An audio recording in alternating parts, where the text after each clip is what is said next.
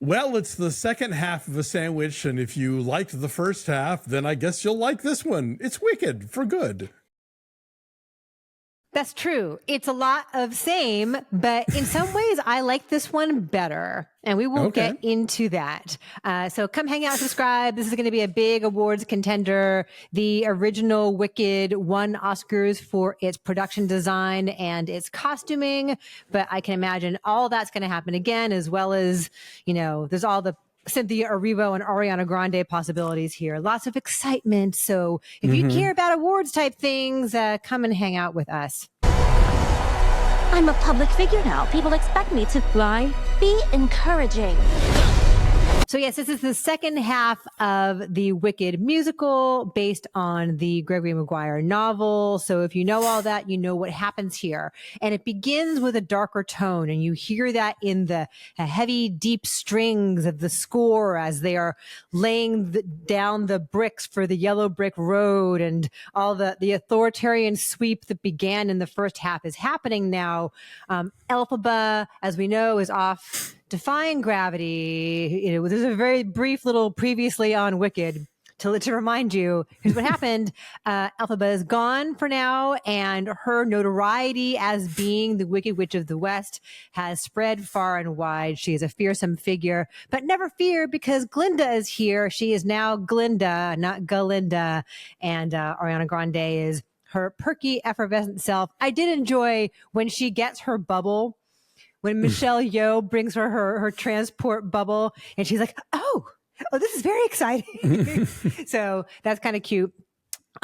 So it's how she tells herself she's doing the right thing by hitching her bubble to the wizard, although he tells us in song that he is a fraud and that basically it feels good to feel good and the truth be damned. But she insists that she's like doing the right thing by being on his side, and, you know, she can spread good.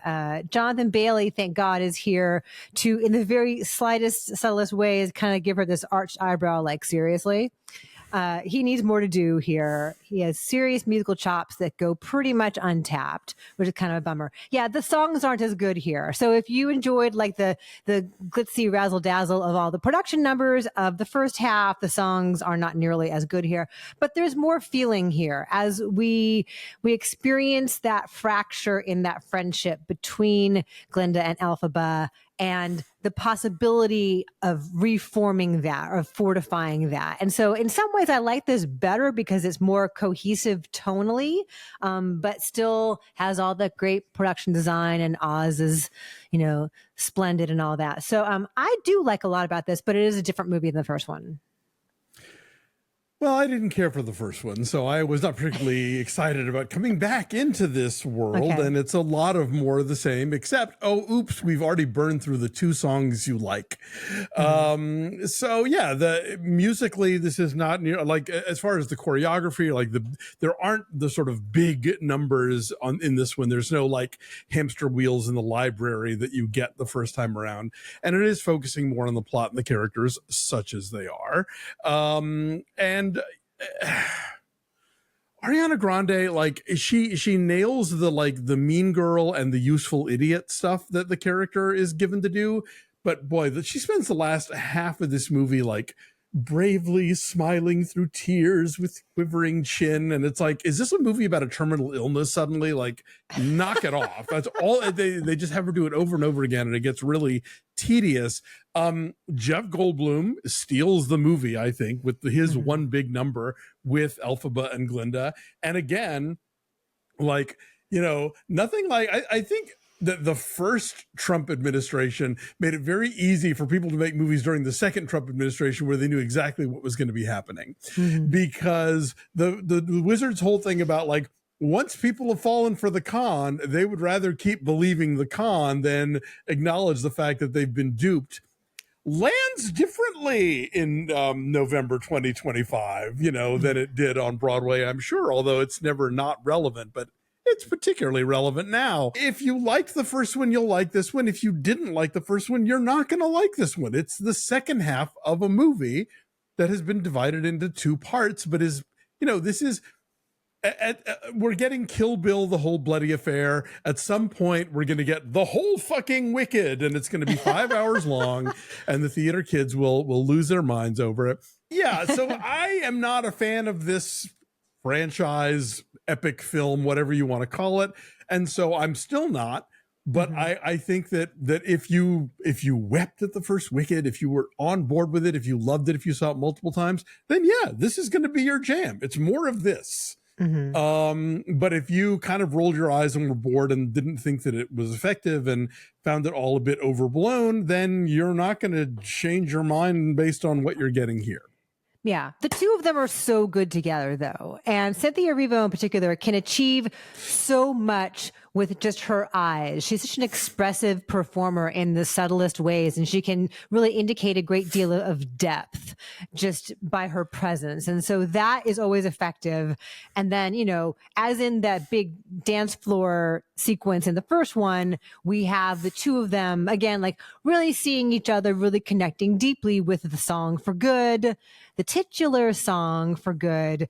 And so what we have been through with them to that point makes that song really meaningful when you realize what it is that they are saying to each other, what it is that they are willing to do for each other. And so like that worked for me. I didn't weep, but I can see how for people who love this, it will be, you know, very deeply moving. And Ariana Grande is called upon here to do much more dramatically. I know you think it's just like a lot of chin quivering, but it's not what she's known for. When she comes from this background of, you know, TV comedy and being a pop star, I think she has achieved a stillness here to convey that loss and that sense of doubt eventually that is effective.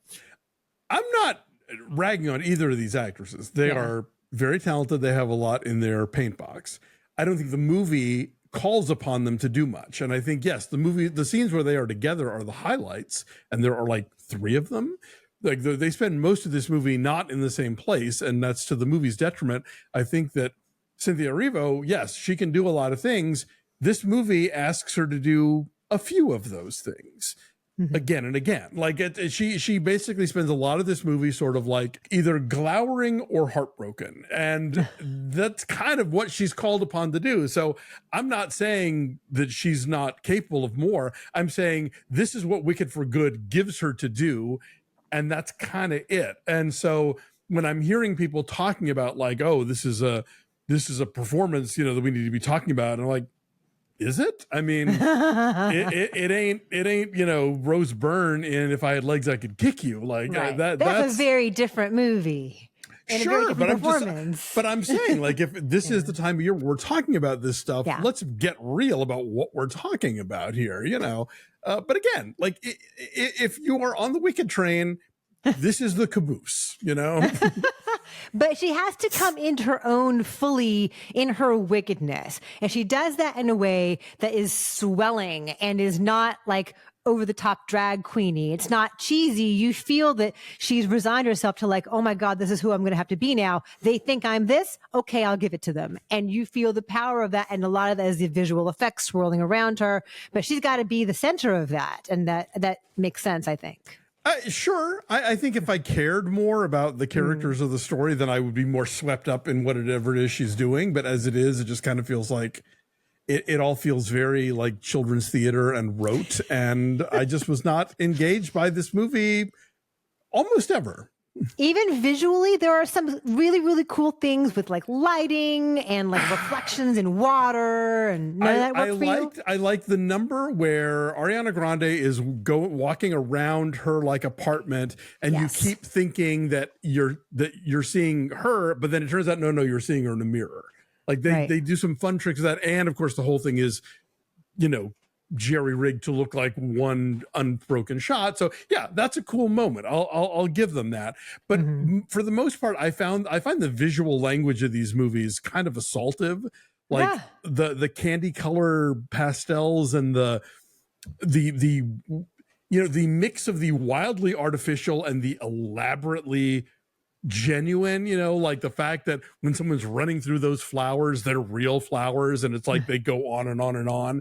But then you also get these things that are just so like wildly fake and you know, almost uncanny valley. It's just it's not my cuppa. But the first one was a mega hit. This one's going to be a mega hit. What do I know? Enjoy if this is your jam.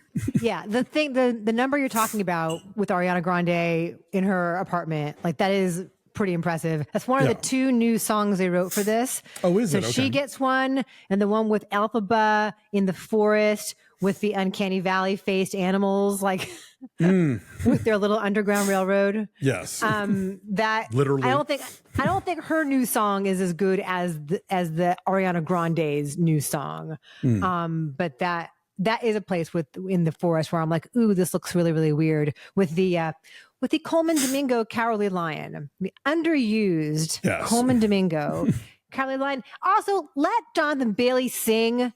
He does one big number with Cynthia Erivo. It is so massively overproduced. And I will say in the big ensemble numbers, it's very hard to hear what the lyrics are. Yes. Oh, no, that was a problem I had with the first movie, too. Same. I'll say this. I mean, like, yes, Jonathan Bailey can sing the paint off of the wall if he feels like. You know that in this movie that the dudes aren't going to get that much to do. In the same way that you watch an old Joan Crawford or Betty Davis movie, and they are very rarely paired with an equivalent male star. You know, it's usually like them and Zachary Scott and George Brent or something like that. So you know this movie is going to be about the 2 women and their numbers and their stuff, and the men are just going to sort of like support. You know, so this is not where you're going to get to see Jonathan Bailey really, you know, kick out the jams, but his time will come, I'm sure. Yes. Okay. So then what number on Wicked for Good? Like